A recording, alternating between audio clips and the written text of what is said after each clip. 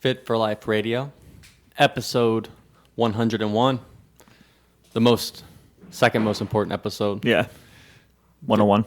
Get us so we don't retire at 100, nice and even. Today, we're going to talk about what does it mean to have muscle? Muscle. They're getting busy outside. I thought that was you. That wasn't me. Making a extra, just some kind of like noise. A punctuation. Nah, they're hammering out there. Build a speakeasy. Everything was working against us. I know. We're still going to do it. I don't even care. We were recorded a podcast, our normal. And we had some technical difficulties last week. Not on our end. It just didn't Wi-Fi upload properly, and we lost it. So we're squeezing one in here today, and then we got traffic. There was a bad wreck. Multiple. It's just... We did it, though. We're here. Now, here we are. So excuse the background noise. Yeah, we're going to talk about muscle, and we're going to get through it, and it's going to be a good time. And we're going to have fun. What does it mean to have muscle? When we're kids, we probably thought of athletes and superheroes. In our 20s, we might have associated muscle with lots of weightlifting in the gym and bodybuilders with bulging physiques. Bulging. But as we age later in life, we need to realize that muscle means more than big biceps. We need muscle to perform all kinds of tasks. Even standing up off the couch requires muscle. When you think about it, it's really that basic to our everyday lives and function. And I think that's where most people get lost, is they don't realize to move and get up and get out of bed, it requires muscle. We require muscle to move. And if we don't use it, we lose it. So essentially, muscle means life. Ordinary, simple life for everyone. As we start losing it in our 30s, it kind of leads to more and more trouble as we age. If we don't do anything about it, it's just going to get worse. And what can we do about it? Well, if you've listened to our past episodes, any of our episodes, you know it's what we recommend for the foundation of exercise, which is resistance training, also known as weightlifting or strength training. And if you don't do these things, I'm sure you've heard of sarcopenia. All right, so this is the medical term for the loss of muscle mass as we age. It's a condition that's kind of associated with aging, which unfortunately, especially as Americans, we just come to... We just accept it. Yeah, accept. Like, oh, this is just what happens. Sarcopenia, that's awful. But the reality is, like, it doesn't have to be inevitable like that. No. Again, with resistance training, sufficient protein intake, we actually need more as we age. You don't have to succumb to something like sarcopenia. And really, that's the stereotype of being old, is being frail. Yeah. Like, it's kind of wasting away. What we expect, which also doesn't have to be that way. So, we know that it can be preventable with regular resistance exercise and proper nutrition. In fact, let's see, a good way to think about it,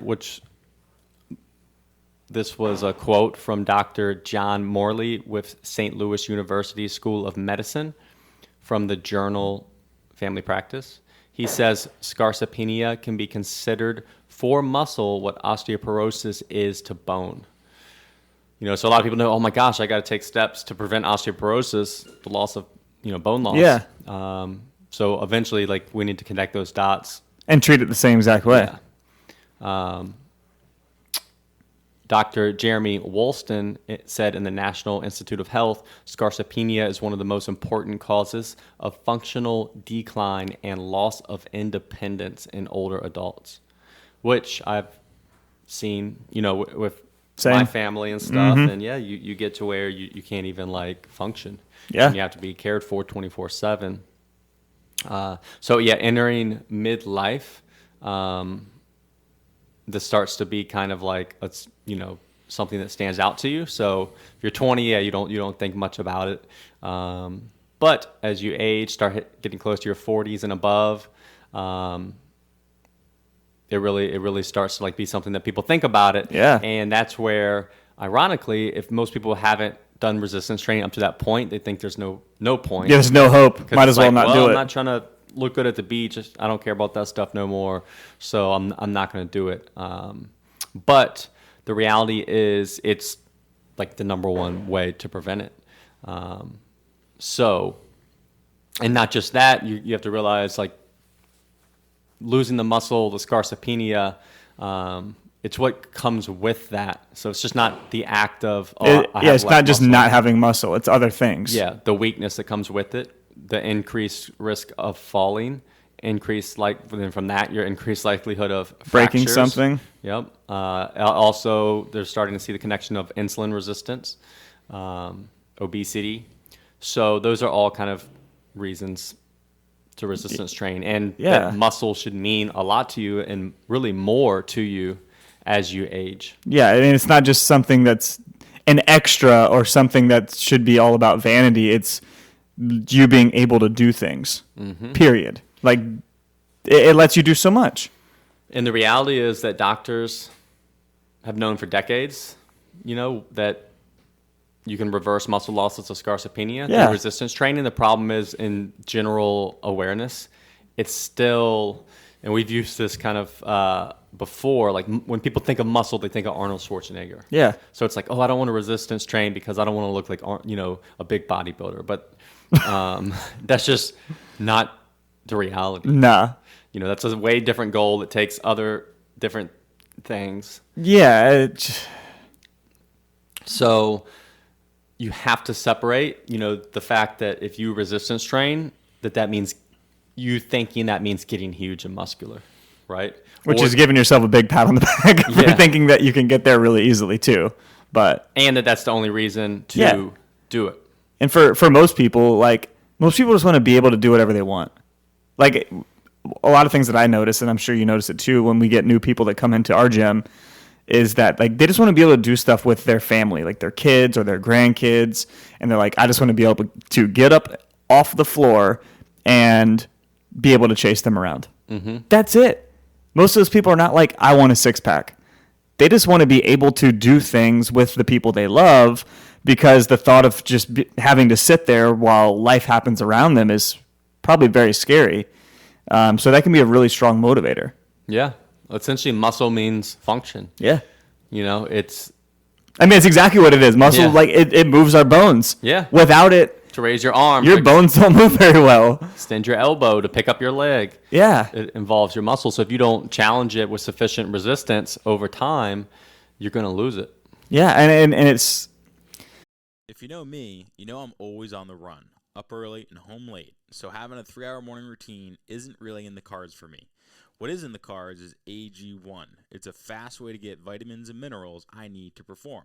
I first gave AG1 a try because I wanted a single solution that helps support my entire body by filling in nutrient gaps and simplifying my morning routine. Since drinking AG1 daily, I've always felt strong and energized and ready to attack the day. Not only does AG1 deliver my daily dose of vitamins, minerals, pre- and probiotics, and more, it's a powerful, healthy habit that's also powerfully simple. It's one scoop mixed in water once a day and every day. I know that AG1 is giving my body high-quality nutrition. Every batch of AG1 goes through a rigorous testing process, so you know that it's safe. And AG1 ingredients are sourced for absorption, potency, and nutrition density. AG1 is a supplement that I trust to provide the support my body needs daily, and that's why I'm excited to welcome them as a new partner. Here is your chance to start every day this season with a gift to yourself. Try AG1 and get a free 1-year supply of vitamin D3K2 and 5 free AG1 travel packs with your first purchase exclusively at drinkag1.com/provengrit. That's drinkag1.com/provengrit. Check it out. If you know me, you know I'm always on the run, up early and home late, so having a 3-hour morning routine isn't really in the cards for me. What is in the cards is AG1. It's a fast way to get vitamins and minerals I need to perform. I first gave AG1 a try because I wanted a single solution that helps support my entire body by filling in nutrient gaps and simplifying my morning routine. Since drinking AG1 daily, I've always felt strong and energized and ready to attack the day. Not only does AG1 deliver my daily dose of vitamins, minerals, pre and probiotics, and more, it's a powerful, healthy habit that's also powerfully simple. It's one scoop mixed in water once a day and every day. I know that AG1 is giving my body high-quality nutrition. Every batch of AG1 goes through a rigorous testing process, so you know that it's safe. And AG1 ingredients are sourced for absorption, potency, and nutrition density. AG1 is a supplement that I trust to provide the support my body needs daily, and that's why I'm excited to welcome them as a new partner. Here is your chance to start every day this season with a gift to yourself. Try AG1 and get a free 1-year supply of vitamin D3K2 and 5 free AG1 travel packs with your first purchase exclusively at drinkag1.com/provengrit. That's drinkag1.com/provengrit. Check it out. It's one of those things where it needs to become something you just do. Not as something to where you're trying to compete every day, but just like, this is my general practice and routine through the week, because I want to be able to be 90 and still do whatever I want and be independent and clear-headed and all of that. Like, it's important for that alone. And then, too, I know for me, it's also very important for, which we touched on a little, like your nutrition, like the downstream effects of having muscle and using your muscle for being able to partition nutrients and your insulin sensitivity. It benefits all that. So the reality is you can and need to eat more, so you get to eat more and have it actually be put to use and helpful. Not so if you are a big eater, it's going to support that or help. And shoot, that's enough reason right there. Yeah. That's it. What does muscle mean to us? It means we can get away with eating more. Yeah. Is for one thing.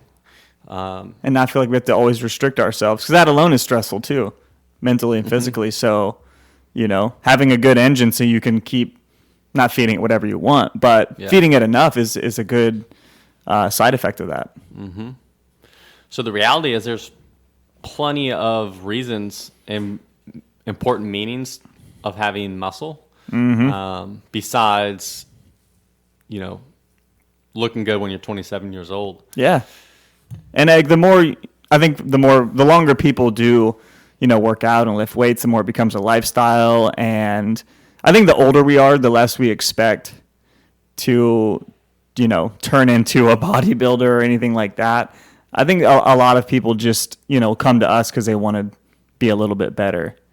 And I think we do a good job of kind of leading people down that path. Yeah. And then that's where what are the obstacles, right? And I think more people are realizing and hearing and listening to like, I need to resistance train. I need to prevent this. But then the problem is, what are someone's options with it, right? Yeah. And it's like, I got to go to that big gym down the street. And I don't know what I'm doing. I don't know what I'm doing. And then there's a bunch of people over there that look like they know what they're doing. And they're typically, all, 28-year-old and males. Jacked. And it's intimidating, right? It's not comfortable. And then, so you get past that. And then again, what do I do when I'm here? And then from there, am I doing this right? So you really have like 3 major obstacles. And those are really, really big obstacles to overcome. Yeah. Environmental obstacle. What do I do? Informational obstacle. Yeah. And then how do I do this obstacle? And our gym, Coastal Strength and Fitness, and lots of other little micro gyms, personal trainers, that's the benefit of them, is they help really overcome those obstacles. They're typically going to put you in an environment that's less intimidating, tell you what to do and how to do it right. And that's going to be the solution for most people. Yeah. And now you can layer on top of that, then once you have all those things down, you need to then actually do it consistently. So then it provides some accountability. And that's going to be the key for most people. If you're not naturally someone who fell into it young, you're super comfortable, you're a gym rat, and you just show up and do this stuff 3 to 4 times a week, month after month, year after year. So that's the bigger challenge once you identify how important it is and that it needs to get done. And then you may say, Well, why do we have to do all this way? Well, the reality is it used to be built into our life. Yeah, we used to have very physical days. Like if you think about it, if you wanted shelter and food, two boxes that we all want to check, you typically had to it had to happen from your physical output, right? Maybe you lived on a farm, all right? Yeah, you're carrying, pushing, hauling, moving stuff all day, every day. To provide food for your family. Yeah. If you pretty much all, a lot of jobs were physical. It just was, exercise didn't exist because we didn't have to. We didn't need it. It didn't even cross our minds. Yeah.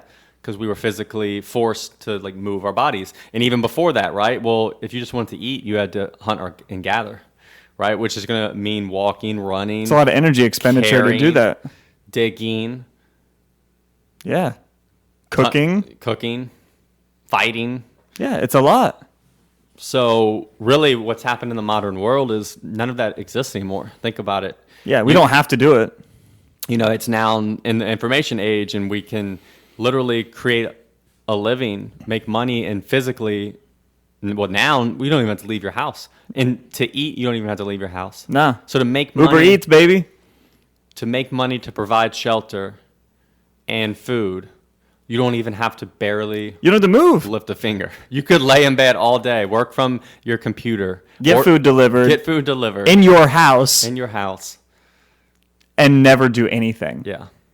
And that is the opposite of what we've always had to do. And if you think, like, this is a very short period in time that we've been able to do this compared to even in, like... Even 20 years ago. Yeah. Like, you still had to do stuff, and then compare that to 100 years ago when it was, like... Yeah. There was a lot of work involved in still getting food and doing your job. You see how exponentially we've gotten gravitate towards massive comfort. And like you said, even in the past 20 years, things have drastically changed. So what do you think is going to exponentially happen In 20 more years. and flip that to our health, though? Oh yeah, of course. And we've noticed it, though. Like, obesity rates are the highest they've ever been. Mental health is the worst it's ever been. Like, diabetes is the highest it's ever been. Heart disease is the biggest killer. And what's going to happen is you're going to start seeing these things at a way younger age. So already do. Look for at sure. our grandparents' generation. Well, they probably were a lot physically active up until they were older. And then, the 70s set in and a lot of the modern stuff. Well, and then, you would see heart disease common in, like, people's 60s and stuff. Well, now you fast forward as now things it's evolve, even and earlier. You're starting to see it in 40s. Yeah, and there's people that are 50 years old dropping dead from heart attacks, which never really would have happened. It almost feels normal. Yeah. So, but now you're going to have, from a very young age, this sedentary, convenient lifestyle set in, and I think you're going to start seeing people in their 30s dropping dead of heart disease, and probably eventually 20s. Yeah, and I think that this year was the first year in a long time that life expectancy went down in the United States. Yeah. Which is nuts that we've steadily gone up in life expectancy for, 30 years or something. And then all of a sudden now it's starting to drip back down. And really, if you look at our lifestyle, like, it's the worst it's ever been. Less people are moving. Yeah. And probably in the next 20 years, it's going to drastically continue that trend. Yeah. So. And, we'll do the best we can and try to help people maintain the lifestyle required to not have a heart attack at 50. But it's hard. It's hard for us. It's hard for everybody else to do. So yeah. So to get back on topic a little bit. Yeah, I even forgot we were talking about, but. And you know what? Muscle will help with all that. It will help, like we said, with your ability to handle food. Yeah. Also, now you have to get up and physically at least go maybe to your garage. And then, but that's why we need it. You have to simulate the activity that we don't naturally get. I mean, it's crazy because now when you describe it like that, you see where, it's super essential. Yeah. To humans. And then it's funny to think about, obviously with all the stuff last year, how exercise was not deemed essential. Or we even say, because the argument was you don't need to go to the gym to exercise. You can just go for a walk and do stuff at home. But then as we would make the argument, well, muscle is essential. And most people can't do that at home. Yeah. They don't have the tools. And most people won't do it at home either. Yeah. So obviously we're going to be biased and say the gym and that kind of stuff is essential. But hopefully we laid out a good argument for at least Yeah. why. I mean, I would say it is. Yeah, it should be important to you, besides just flexing on the beach. Yeah, metabolically, it's great for your brain. It's great for being able. It's great. So just make sure you do some resistance training. Not to be a bodybuilder, but so you can do stuff. Yep. That's it. That's the message. All right. Hope it hits with you. Just a little quick one today. That's all we needed. We'll be back next week. What we got next week? We're gonna have Tim on. Oh yeah, we got Tim next week. Talking about professor at CNU. Talking about The professor. What are we talking about? Motivation. Motivation. Yeah. Yeah. Like a real scientific. Not from these two brains, Yeah. but from a brain of somebody who actually knows what he's talking about. So look forward to that. That one will be fun. We'll catch you guys and girls later. See ya. As always, thanks for listening, guys. If you want to learn more, check us out at coastalfitnessva.com or garydeagle.com. We'll see you next time.